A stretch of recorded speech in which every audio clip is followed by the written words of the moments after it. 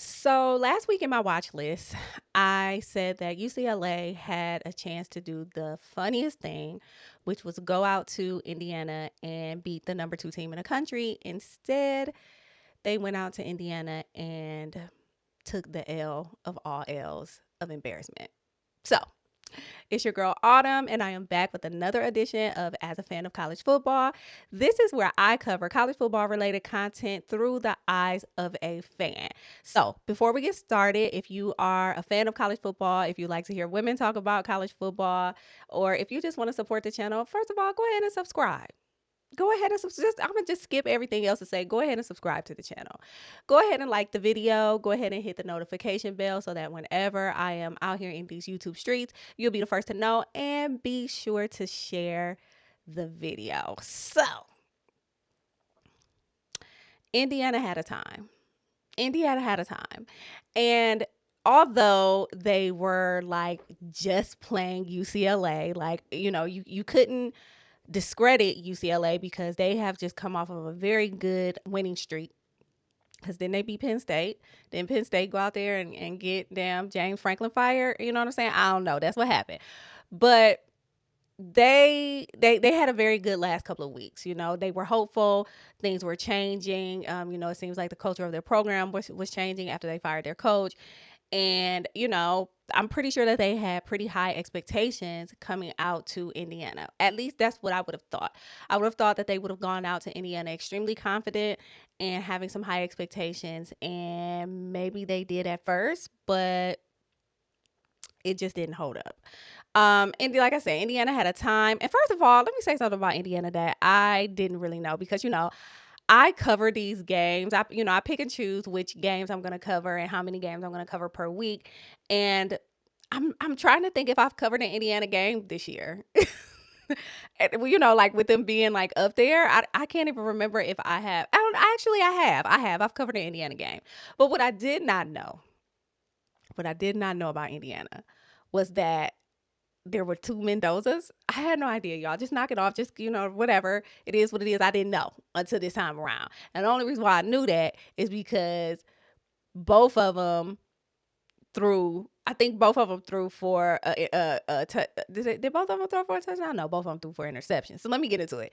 So, Fernando Mendoza is QB1 and Alberto is QB2. By the way, just in case y'all didn't know, because I didn't know. So Fernando Mendoza was 15 of 22 for 168 yards, 3 touchdowns, 1 interception. And along with that, EJ Williams Jr. had 5 catches, 109 yards, and 2 touchdowns. Elijah Surratt had the other touchdown. Now, Alberto, the brother, QB2, was 4 of 7. So it looked like he got in there for, a couple of snaps. But, I mean, with them winning by 50, I guess it was cool to do. You had to go ahead and let him go in there and get them little reps or whatever. So he was 4 of 7 for 45 yards, no touchdowns, 1 interception. So he did kind of go in there and do the least in, for the couple of times that he was in there. But it is what it is. You know what I'm saying? He got his little practice. He did what he had to do, which was not much. He didn't have to do much because Big Bro had already had that under wraps. So again, like it wasn't a whole lot. I can't necessarily say that the air game was like super superb, but the ground game definitely made up for it. Roman Hembley had 17 carries for 81 yards, 2 touchdowns. Fernando and Alberto each ran a touchdown. That's what I was talking about earlier. I knew it was something. They both ran for a touchdown. And defense had a total of 2 interceptions and 3 sacks. So Indiana definitely had a time.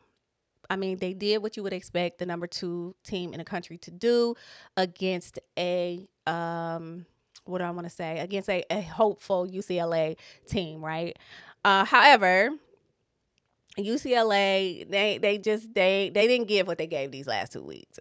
Again, I don't know if it was like a reality check or I don't really know what happened. Like, but they just didn't. But you know what I'm saying? I guess we should have known how the game was going to go when Nico got out there on the first play of the game and threw an interception.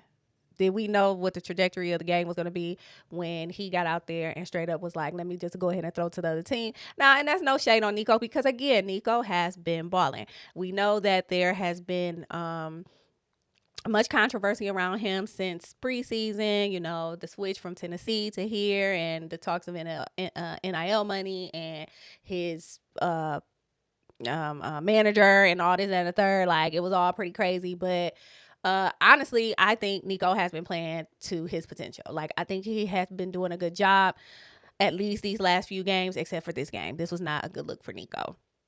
There's really no reason to look at UCLA stats. Honestly, they did nothing. Like, they did nothing. But I think the reason why I really wanted to cover this game, because again, I don't really cover too many blowouts unless it's, has to do with Ohio State. I think the real reason I really wanted to talk about this is because let me just start by saying I I don't like to push certain narratives.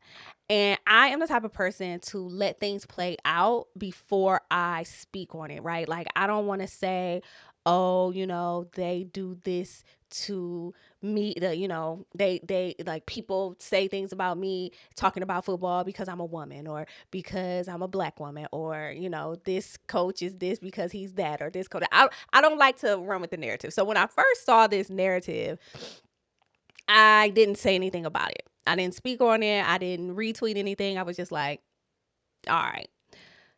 But now, since we're 3 games into this narrative, I felt like I needed to bring it up. So what the streets are saying, is, when UCLA fired their coach and Jerry Nuzzo became the offensive coordinator, it was his first time calling plays. They won that game. He was on the face of every single news outlet. Anybody that talked about UCLA, they mentioned Jerry Nuzzo, when in all actuality, Tim Skipper, who is the actual coach, or I won't say actual coach, who is the interim head coach, you didn't see much about him.